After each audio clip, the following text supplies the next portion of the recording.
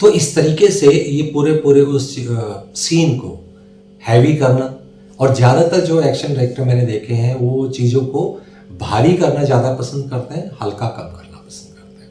यानी कि कहे कि नहीं यार इतना ज़्यादा लंबा सीन या इतना ज़्यादा हैवी सीन मत कराओ जिसमें बहुत सारा खून बहे, बहुत सारे लोग मरे, बहुत सारा मतलब आतंक फैले, इतना ज़्यादा। लेकिन वो चाहते हैं क्योंकि वो दर्शकों के हिसाब से डिज़ाइन करते हैं कि ऑडियंस को पसंद है। हीरो जब मारेगा वो तालियां बजाएंगे, विलेन की पिटाई होगी तो तालियां बजेगी, और विलेन को किस ढंग से मारा, यानी कि एक होता है ना जैसे क्या वो गोली मार देगा, मार तो वो सकता है लेकिन उससे पहले देखो डायरेक्टर कहता है ये डायलॉग बोलना पड़ेगा, वो डायलॉग बोलना पड़ेगा, मैं तुझे ये कर दूंगा, वो करता हूँ, बहुत सारी चीज़ें जो है उसमें चल रही होती है। तो जब ये डिज़ाइन किया जाता है तो इस ढंग से कि मुझे, यानी कि डायरेक्टर, मेन डायरेक्टर जो है वो बोलता है कि मुझे ये सीन थोड़ा लंबा चाहिए कि छोटा चाहिए। ये सारी चीज़ डिज़ाइन होती है। डिज़ाइन करने के बाद फिर वो सोचता है कि मैं इसको ऐसे ऐसे करूँगा, क्योंकि लोकेशन देखी है उसने। लोकेशन ये है जी, लोकेशन में किस तरीके से, मान लीजिए सीढ़ियाँ हैं तो सीढ़ियों का सदुपयोग कैसे कराऊँ, ऊपर मान लीजिए कॉरिडोर्स आए, कॉरिडोर से नीचे कैसे गिराऊँ, गद्दे लगा दूंगा, ऐसे कराऊंगा। पिस्टल को यहाँ से मान लीजिए मैंने पिस्टल जो है वही तो छिनवाऊंगा कैसे, पिस्टल अगर मान लीजिए उसने धक्का दे दिया, धक्का दे के पिस्टल कहाँ पे ऐसी जगह फंसाऊं जहाँ पे इतना टाइम मेरे को मिल सके। यानी इतनी बारीकी से डिटेल में डिज़ाइन होता है फाइट का सीन। ऐसे नहीं है कि कोई भी आया और कोई भी कैसे कुछ करके चला गया, ये नहीं होता है।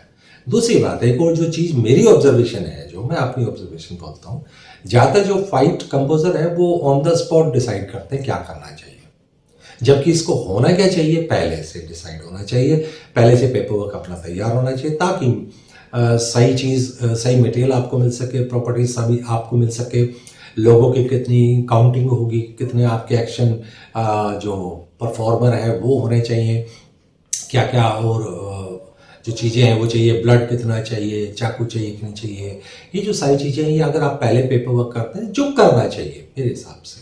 लेकिन मैंने अक्सर देखा है कि स्पॉट पे चले गए, हाँ जी आज क्या है जी, आज फाइट सीन है, चलिए ठीक है, एक काम करो तुम इधर से ये कर लो, तुम ऐसे कर लो, ये ऐसे करके वहाँ पे डिसाइड हो रहा होता है।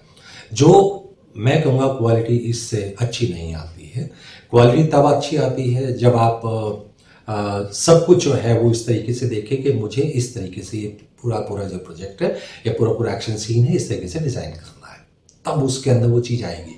डायलॉग फिर उसके अकॉर्डिंग चेंज होते हैं। जैसे मान लीजिए उसने बंदूक फेंक दी, सिर्फ बंदूक फेंक दी, या उसने उसके बारे में कुछ कहा, तो ये डायलॉग पहले नहीं होते हैं, ये डायलॉग उस समय क्रिएट होता है। लेकिन अगर मान लीजिए मैंने पहले ये डिज़ाइन कर लिया तो डायलॉग जो है वो पहले से स्क्रिप्ट में ऑलरेडी होते हैं कि भैया ये जो है हीरो को बोलना है, ये विलेन को बोलना है, डायलॉग हो गए।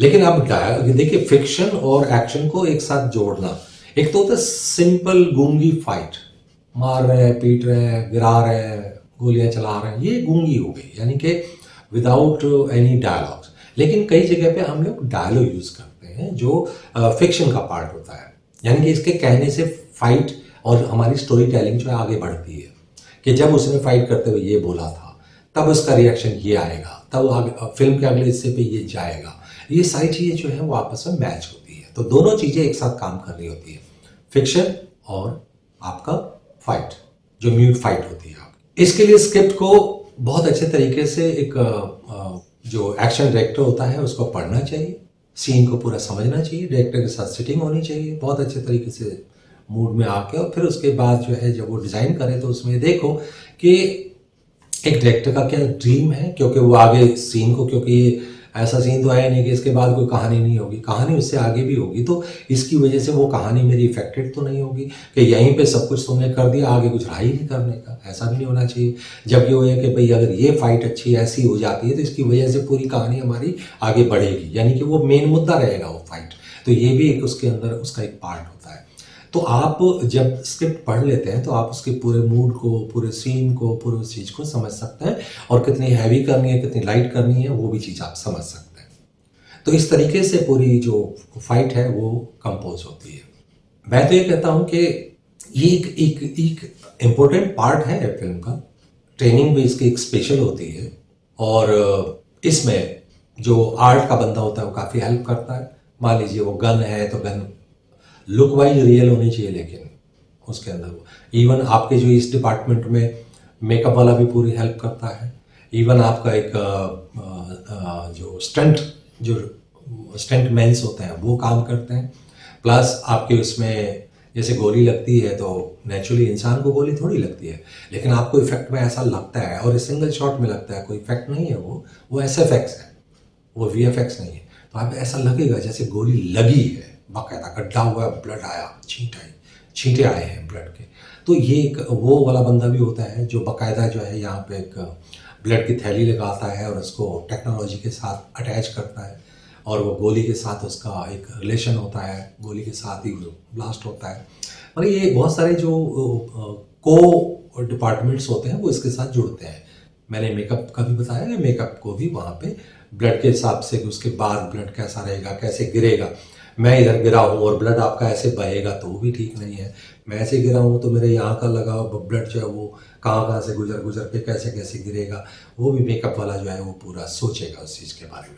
और कितना ब्लड लगेगा, मुक्का लगा कितनी देर में वो नील पड़ेगी, कितना ब्राउन कब होगा, ब्लड आएगा कि नहीं आएगा, किस चीज़ से चोट लगे, मतलब ये सारी जो चीज़ें हैं, ये एक एक्शन जो डिपार्टमेंट होता है उसके साथ ये कोर डिपार्टमेंट्स भी थोड़ी बहुत हेल्प करते हैं।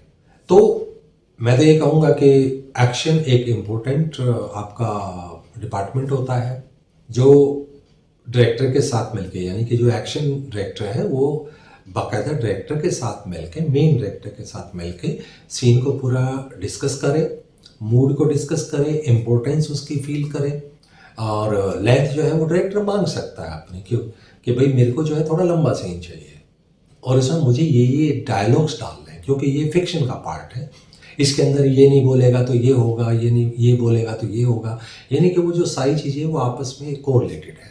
तो वो कहाँ पे डलवाएगा, वो किस तरीके से कहलवाएगा, गन कनपटी पे गन लगा के बुलवाए तो उसका मज़ा अलग है, दूर से उसकी तरफ गन लगा के अगर बुलवाएगा तो उसका मज़ा अलग है। यानी कि वो सारी जो चीज़ें हैं वो वहाँ पे डिज़ाइन की जाती हैं। Main director, action director. तो एक्शन डायरेक्टर या एक्शन डिपार्टमेंट भी एक बहुत इंटरेस्टिंग एक डिपार्टमेंट होता है, फिल्म का अहम हिस्सा होता है। बड़ी ध्यान रखना पड़ता है एक्सीडेंट ना हो जाए कभी, क्योंकि इसका जो जिम्मा है डायरेक्टर प्रोड्यूसर के ऊपर आता है, प्रोडक्शन डिपार्टमेंट के ऊपर आता है कि भाई लॉस हुआ है कुछ या नहीं। तो ये सारी चीज़ें जब प्लान हो जाती हैं, डिज़ाइन हो जाती हैं, तब एक्शन कंपोजर के पास पहुंच जाते हैं, फिर उसके बाद उसकी टीम उसको परफॉर्म करती है। तो ये था आपका एक्शन डिपार्टमेंट के इस तरीके से जो एक्शन है वो परफॉर्म होते हैं। डायरेक्टर और action director, main director, action director मिल के डिस्कस करते हैं चीज़ों को, डिस्कस करने के बाद फिर वो परफॉर्म करते हैं। तो आपको ये प्रोग्राम कैसा लगा, मैं वेट करूँगा आपके रिमार्क्स की, आपके कमेंट्स की। एक और चीज़ मैं कहना चाहता हूँ कि आगे आने वाले प्रोग्राम्स में मैं एक और प्रोग्राम ऐड करना चाहता हूँ, एक सीरीज़ ऐड करना चाहता हूँ जिसमें मैं सॉन्ग्स की, वीडियोस की, फिल्म्स की, प्रोडक्ट की, चाहे आपका रिजॉर्ट हो, होटल्स हो, रेस्टोरेंट्स हो या कोई प्रोडक्ट हो, कुछ भी, उस चीज़ का रिव्यू करने के लिए भी मैं एक प्रोग्राम शुरू कर रहा हूँ। तो अगर आपके पास कोई सॉन्ग हो, कोई फिल्म हो, आपको रिव्यू करवानी हो या आपको कोई प्रोडक्ट रिव्यू करवाना हो, तो उसके लिए आप मुझसे कांटेक्ट कर सकते हैं। मैं उसका एक वीडियो जो है तैयार करूँगा रिव्यू वाला। तो उसके लिए आप जो स्क्रीन पे जो नंबर है आप उस पर कॉल करिए और मैं उस प्रोग्राम को तैयार करूँगा। तो अगले किसी प्रोग्राम के लिए वेट कीजिए, मैं जल्द हाजिर होऊंगा। तब तक नमस्कार।